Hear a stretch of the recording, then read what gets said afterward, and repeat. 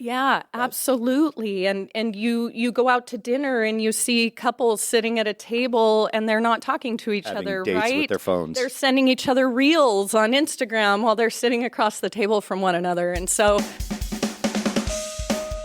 welcome to Steps to the Stage, a 7th Street Community Theater podcast.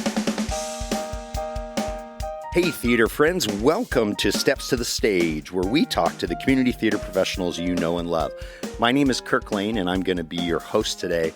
We're really excited because our Theater on the Edge Festival is back this year.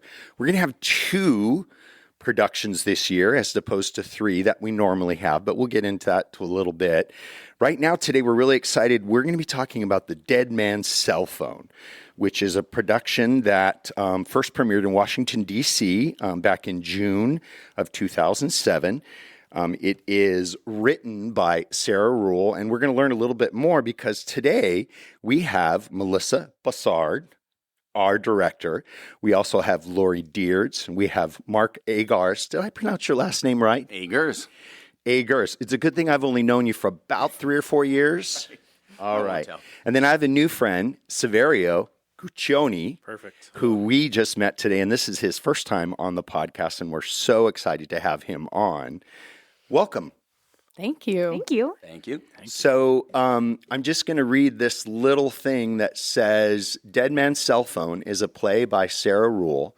It explores the paradox of modern technology's ability to both unite and isolate people in the digital age. Melissa. I am so excited to be directing this piece. I love the way that Sarah Ruhl writes about connection through disconnection. And that's what we're going to experience through most of this experience with this play. It's written in a way that is very disconnected, and it's disconnected as a result of the way that we have started to connect with technology. Ruhl wrote it, and it was performed first in 2007. And if you think back to what was happening technology-wise at that time, we were just starting to graduate from our flip phones and get into these iPhones and these smarter devices that, you know, in a way made it feel like it was easier to connect to the people that we knew. I remember 2007, 2008, starting my first Facebook account. And I was so thrilled that I could connect with people that I had gone to college with and had lost connection with. And I thought, oh gosh, what a tool that has been introduced to us that's going to make it so much easier to connect. But I think looking at it now, almost 20 years later, and looking at the way that society has used technology and these devices to connect, we can very clearly see that it has caused a disconnect in the human experience, in making eye contact, in writing things down on paper, and things like that. In figuring out where you're driving. Figuring out where you're driving. Your home that you've been to maybe a couple of times, but you're still pulling out your phone and you're saying it's, because I want to check traffic. And yeah, absolutely. And you go out to dinner and you see couples sitting at a table and they're not talking to each having other, dates right? with their phones. They're sending each other reels on Instagram while they're sitting across the table from one another. And so this script really gives us an opportunity to explore that disconnection that has happened in the electronic world and really look at how we as a society, as humanity, can connect with one another despite all of the noise, despite all of the glitch, despite all of the technology that's around us. Yes. In a very unique time as well. Absolutely. Where that information isn't necessarily as vetted as well as it should be. And, we're not only worrying about our own consumption, but we're worrying about our friends and families and kids and things of that nature. And it's such a conundrum we are in. But the good thing is right now, the 5 of us are sitting down looking at each other as I was taking pictures and video for our social media accounts.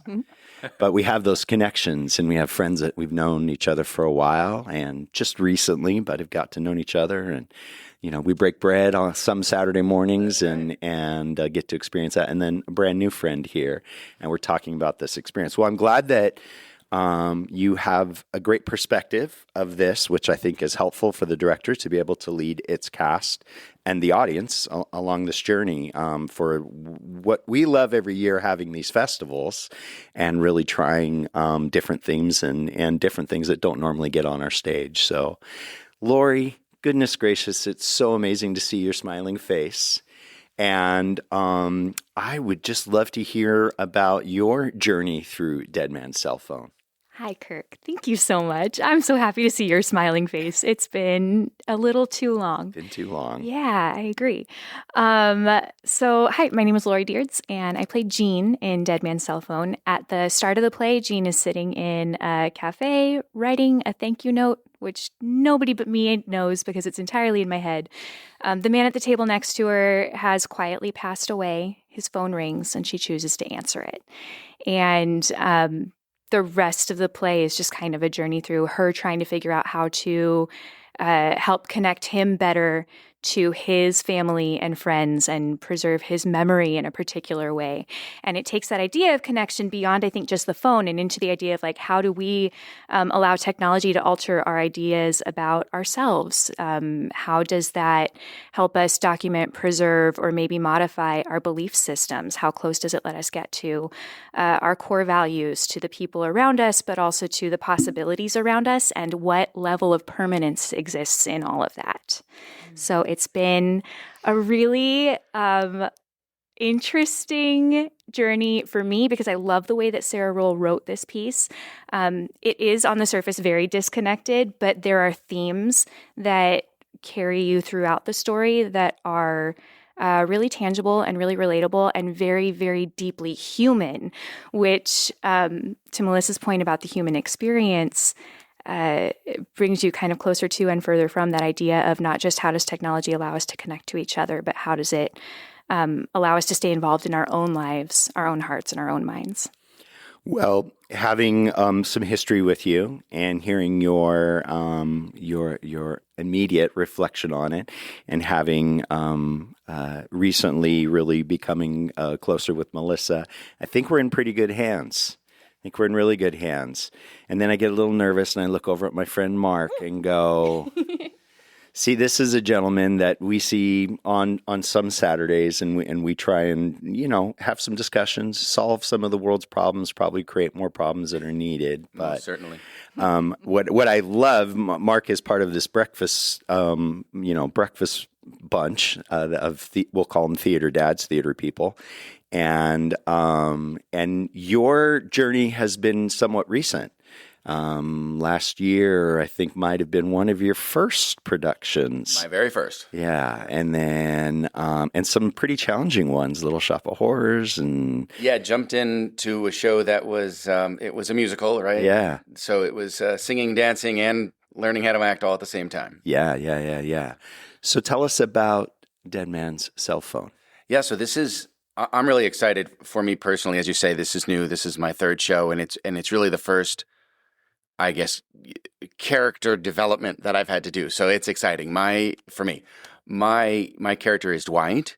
He is the brother of the dead man, and we kind of learn about him primarily through his relationship with Jean and sort of how that evolves over the course of the show. And one of the things I really that I find fascinating about we're talking about the connection and disconnection, right? And I think that's clearly a really interesting theme, but it also is about how technology allows us to see different versions of who we are, right? And so how do we sort of understand what's the real version of Dwight? What's the real version of Gordon? What's the real version of Jean, et cetera? And that's what social media has done. And I wonder, 20 years ago, I don't know that Sarah Ruhl would have known quite the path that technology was going to take in terms of giving us a mechanism to show different versions of who we are. But very clearly, that's what I see in some of these character development, and it's fascinating. And it's got to feel good now, like you're becoming a bit of a you're no longer the rookie, right? and that you're really talking about that character development as opposed to the others. And 100%. No, and I'm so grateful to Melissa and everybody here in the cast who is both patient but also very supportive, and I'm learning. Well, that's the beauty of community theater, and we do need to be there to lift each other up. And I have to tell you, this man does not show up like a rookie. He showed up to the audition, and he was Dwight. He just embodied everything that I wanted that character to be, and to connect with these other characters in the way that he does. It just brings magic to the stage. And so I know he's a very humble man, and I know this is a newer experience for him, but he does not show up like a rookie. This man has jumped in and has given his deep, introspective thought and care to this role, and the way that he interacts with these other characters, just, it's magical. I can't wait for you to see your friend on the stage. Very excited about that. And I know a lot about his character going into this, so none of that is shocking or surprising, and it's an honor to be your friend and an honor to be part of this podcast with you. See, this is why I just want to keep coming back. I want to put a cot in the back and just live here if I could. Yeah. There's some amazing connections that are made through this. Severio, welcome. Hi, thank you. Tell us a little bit about since you're new to Steps to the Stage, is this your first production at Chino? Or? Yes, it is. It That's is. Right. Okay. Well, give us a quick little history, because I always love to have a little bit of a history for new guests, and just because we like to hear about the journey. I've been acting for a while. I've been acting for about 20 years. I started in middle school. Most of my experience is in Shakespeare. But I think my favorite type of theater to watch is more modern and more experimental types of theater. And so actually the way I found out about Chino was I saw advertisements online for the Three on the Edge Festival last year. See, the technology brings the opportunity to you. And now you get on the stage and you have to reflect upon that technology. But and especially at a community theater level, it's very hard to find anyone who's willing to do anything, a little more experimental on the edge. Yeah. I mean, this is our Theater on the Edge, program. And that was very, very exciting to me. And so I came and I saw Breathing Corpses last year. That's the only one I was able to catch. But I loved that show, and it made me really want to come back here to see more shows and also to audition for the festival. And then, so I was looking for the auditions this year when they came around. And then when I saw Dead Man's Cell Phone, that's also a show that I've wanted to do since that came out. Yeah. So the stars all really... And what is your character? I'm playing Gordon. I'm the dead man in Dead Man's Cell Phone. So I think these two are the leads, but now that's an I acting at least job. Get to say that I'm the titular character. Yeah. What are some of the other community theater productions you've done in Southern California, or mostly in Southern California? Yeah. Okay. So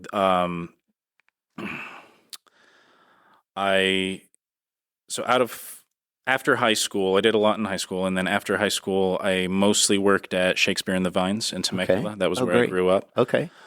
I've also worked at Riverside Community Players. Yeah. And I've done some other, smaller things here and there. This last year, I played Bottom in Midsummer Night's Dream. Okay. In Riverside, and I played Macbeth in Macbeth. If you'll forgive me for, I know we're in the theater. Twice.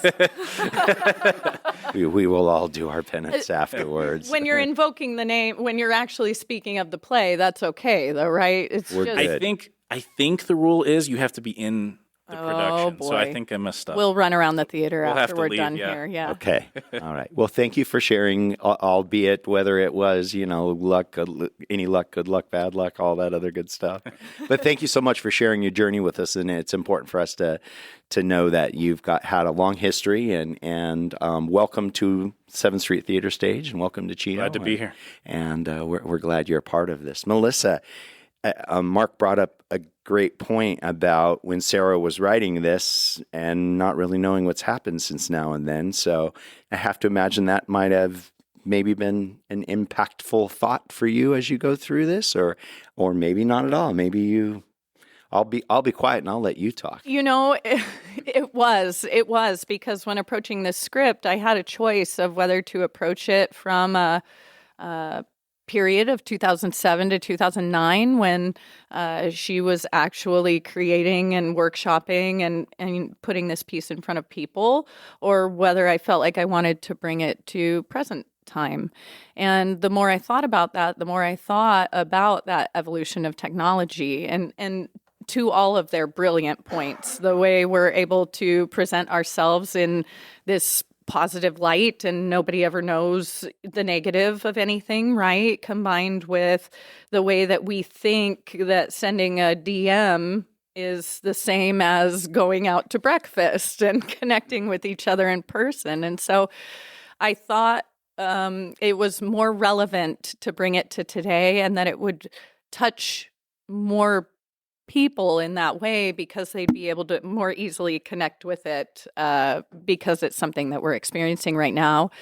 And, you know, social media is the great connector and the great disconnector, Yes. right? And as we're experiencing things in this world today, I have found as I become more of myself in a social media space, the more some people turn off to that and disconnect and don't want to be connected to my way of thinking and don't, unfriend, uncheck, unfollow, right? And so there's a lot to that I thought was more enough relevant that we needed to present it today.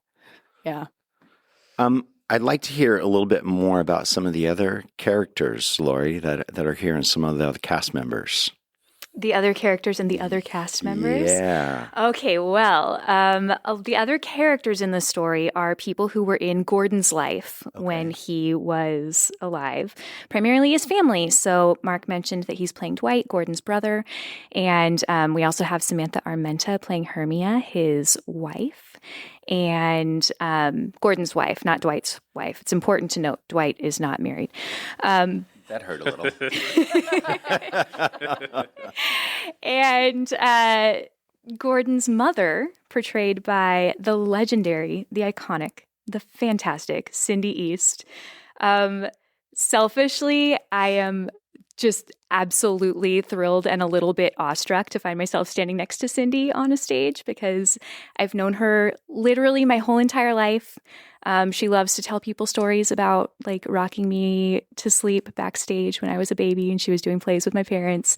And it's been, I don't know how long since I got to be on stage with her. And she's just like tiny and powerful and such a pillar in our community, not just at this theater, but many other theaters. Yes. She directs and acts and yes. is living her best life always, and will share with you her experience and feelings. Yeah. And she does it in a manner that is honest and real and raw and direct. And, for me, one of the many reasons why, and it sounds like you as well, that we love someone that has done so much in our theater. And that's fantastic. I'm a director because of Cindy East, because she pulled me in and said, I know you can do this. Come learn with me. Yeah. Yeah. She's a force of nature. Yeah. And just, amazing. Brilliant. And then we also have Sage Patel. Sage. Appearing in multiple roles. Okay. Yes. She is the other woman and the stranger, who are both also relevant to Gordon's life.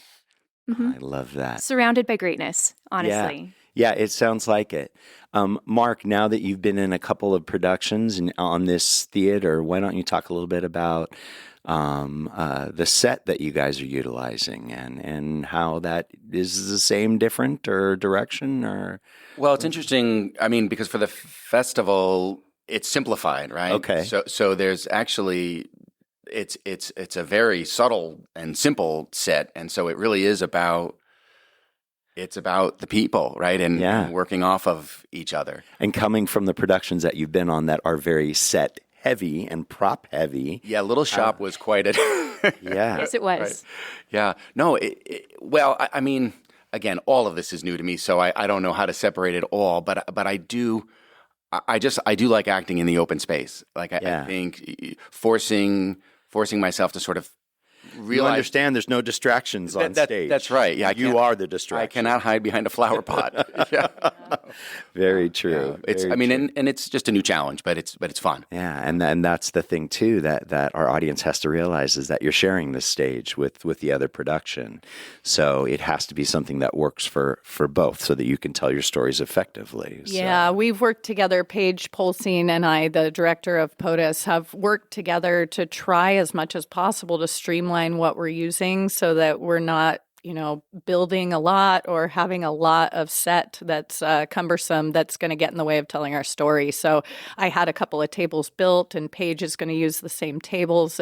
You're going to see the same elements used in different ways in both shows, and I think that's always been the intent of the Theater on the Edge Festival. But I think in past years and a couple of past recent years I can think of, it's gone a little bit further than the black box experience. So I'm really excited that this year we've really brought it back to that black box feel. We don't have any flats up, no walls. It's really the black box with a couple of pieces and their magic and their fine work that's going to bring the stage to life. So really excited about that aspect too. Maybe the common pieces imply that these plays are set in the same universe. Uh-oh. Look out. Well, let's expand a little bit from this being your first time on our stage and some of the other experiences that you've had. We'd love to hear about how it's been thus far in all aspects. Other shows that I've done? Yeah, just coming to a new theater and also coming to a production that is, there is not a big set, and it's about the actor. So just love to hear your experience thus far, and maybe in comparison to the others, not in a better or worse way, just how the experience is different for you. Well, I've worked at a lot of different theaters, and I think every one is a little bit different, and so I don't think I felt overly surprised by anything. But there's definitely like a unique feel coming in here. It's kind of hard to put to words, though. It's just a combination of like what this space feels like when you walk into it, the particular people who are here that you get to work with and their personalities. That all kind of builds together into a certain feeling that I can't really communicate to you, but I can say that I'm having a wonderful time and that I love these people. I think your answer was perfect. Yeah. And I did kind of maybe bait you into something, and you handled it marvelously. And of course, we're a little biased, obviously, doing a lot of work here, but it is glad to hear that someone that is essentially from the outside has come in and felt welcome, and that you spoke specifically of the energy of the people. So I think that's great. Lori, yes. If I could just add to that, Severio has a way of making people feel welcome no matter where they are. And I think I'm pretty sure I met you one of the first times you came to our theater during the Three on the Edge Festival last year.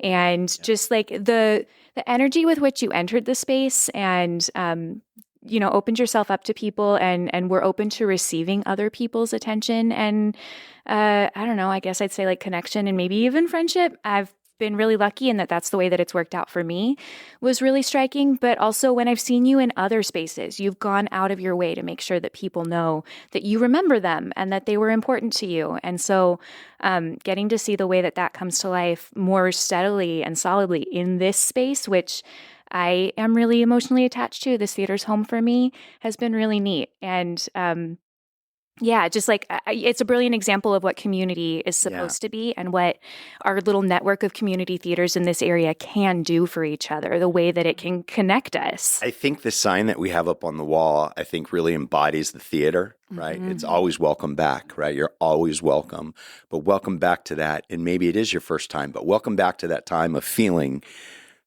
welcome and feeling part of that. So I appreciate you sharing that with us, and I appreciate you putting the crossing the T and dotting the I on all that, and one of your many wonderful. Thank you. I'd also be remiss if I didn't share that Severio is not only playing Gordon in this show, but he's also composed and arranged all original music to pair with the script from Ruhl, and so you will be hearing throughout our entire experience music that has been composed, played, arranged, and created by Saverio. And he called me not maybe 2 days after we cast him in this role, and he said, hey, like after reading the script, I'm so moved, and I pulled out my toys and I'm writing music. Would you be interested? And I was like, are you kidding me? Absolutely. So that's a new experience for me as a director also, to pair with sound design that's all original, that somebody has created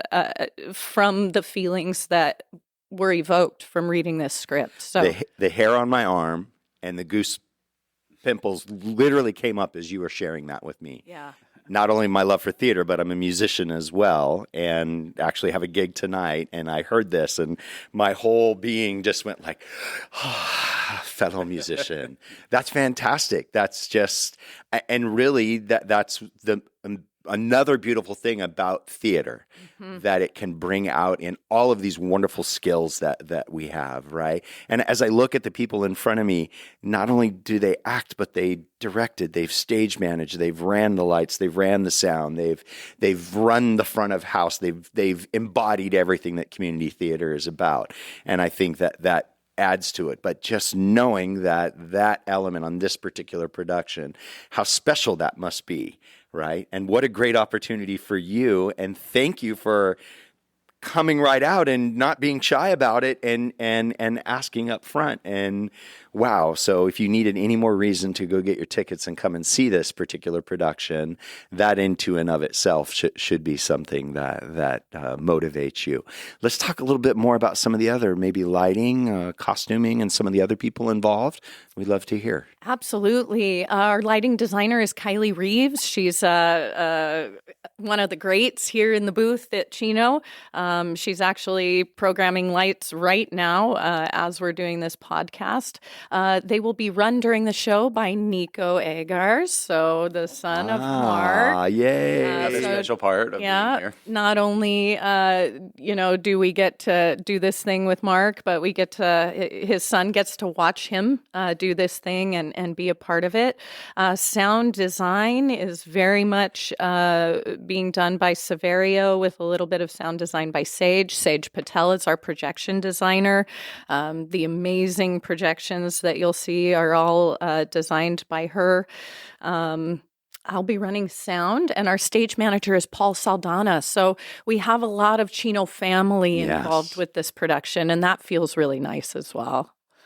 Yeah, so important. It takes so much. And I know lately we've really been talking about, of course, those that are on stage and the production team, but we've been talking a lot about the house and the wonderful people that run the house and take all the calls and sell the tickets and organize where they're going to be and show up early every production and make sure that, you as the attendee out there can come and have an amazing experience in our wonderful little theater, and that you can come from the outside, just kind of leave everything that's going on outside. You get greeted by a wonderful human that smiles and says welcome, and you have people that will show you your seat and either show you the digital program, or sometimes we have them printed out, and then you get to escape. The lights go down and we get to see this amazing production.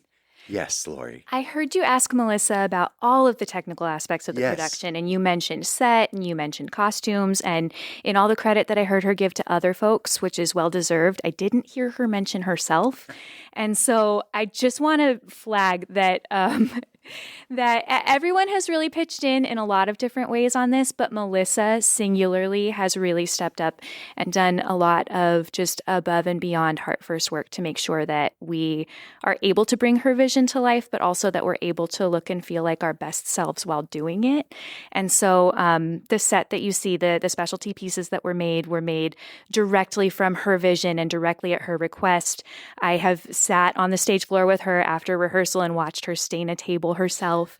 I have tried on costume pieces that she found herself and brought in specifically for me, and I know that I'm not the only one.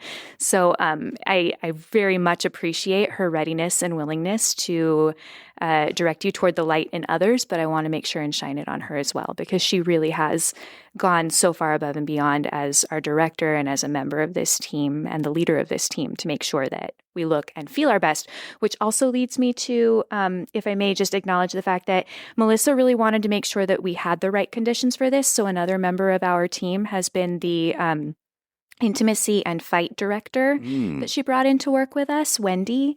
And Melissa made sure to bring somebody in to ensure that those particular moments where we're asked to interact with each other in maybe closer ways than usual, or direct our energy in ways that you don't normally get to with, your friends and members of your creative community on a day-to-day basis, are as carefully thought out as possible, that everyone's clear and sharing language that expresses what's safe for us, what's okay for us, and that we all have the same understanding of what's going to happen in those moments, so that when we get there, we can really focus on telling the story.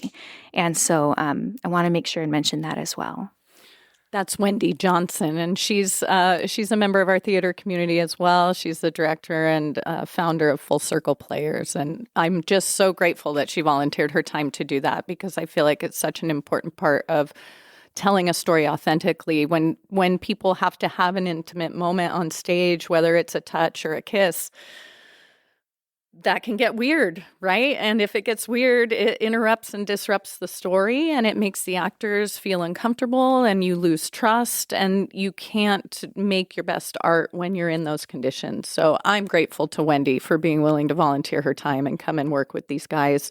It was just the best experience for all of us. Well, to echo what Lori said, and from the couple of years that I've had the experience of working with you, thank you for just taking that leadership role, because that into and of itself is, you're putting yourself out there and you're sacrificing essentially everything else in your life during that time to make sure that you shepherd this cast and crew and the audience through a great story. And then bringing in an intimacy and fight coordinator doesn't always happen. So that shows your care not only for your cast, but it shows the care for the art, and that you, as you just mentioned, if we can feel comfortable in that presentation, then as an audience member, we're going to receive that better. So, it's gratitude everywhere, and that's, I think, which is really important in life and in general. And I think art is gratitude to our souls, in how we are living our lives. And so I am so thankful that we get this opportunity to talk. It's been such a pleasure to talk with all of you again and for the first time. And I'm so excited to talk about Dead Man's Cell Phone that will be appearing on our stage. And I'm going to need a little direction here, because our dates are May 15th through the 31st, Friday and Saturday evenings at 7:30, Saturday and Sunday matinees 2:30. Which days are you guys? It's on the other side, and sometimes you just got to be smarter than the paperwork that is there. But then also you have to read the little small print that says May 15th, 23rd, 29th at 7:30 p.m. and May 16th, 24th, 30th at 2:30 p.m. And tickets are available now. You can get them at the box office. You can call 909-590-1149, or of course you can go to our website and you can access tickets through there. But most importantly, get your tickets and come out and see this production and give this cast and crew that audience for them to share this amazing story with you. So buy the festival pass. You get a discount if you come to see both shows. So please come out to see Dead Man's Cell Phone, but buy your festival pass so that you can also see POTUS. And it's really helpful to the theater if you bring cash instead of paying online. Ah, look at that. But we'll figure out how to, acquire your money so that we could use it to pay for all the nice things that we have to pay for. So thank you so much, you guys. I'm really looking forward to this and appreciate your time, not only here today, but obviously taking time out of your lives to be able to present this art to us. Thank you so much for what you do, and thank you for giving us a voice out there so that people can know what we're doing, Kirk. Appreciate you. Thank you. Thank you, Kirk. Thank you. Thanks for listening to Steps to the Stage, a 7th Street Community Theater podcast. Follow us on your favorite podcast platform and leave us a review and a 5-star rating. It really helps. You can also find us on Instagram, Facebook, and YouTube. Special thanks to Chino Community Theater and Chino Community Children's Theater for their generous support. And very special thank you to the listeners. Steps to the Stage was created by Joey Rice and Kirk Lane. Logo created by Marley Lane. Original music by Joey Rice. Your host, Kirk Lane. Engineer and producer, Joey Rice. Engineer and executive producer, Kirk Lane.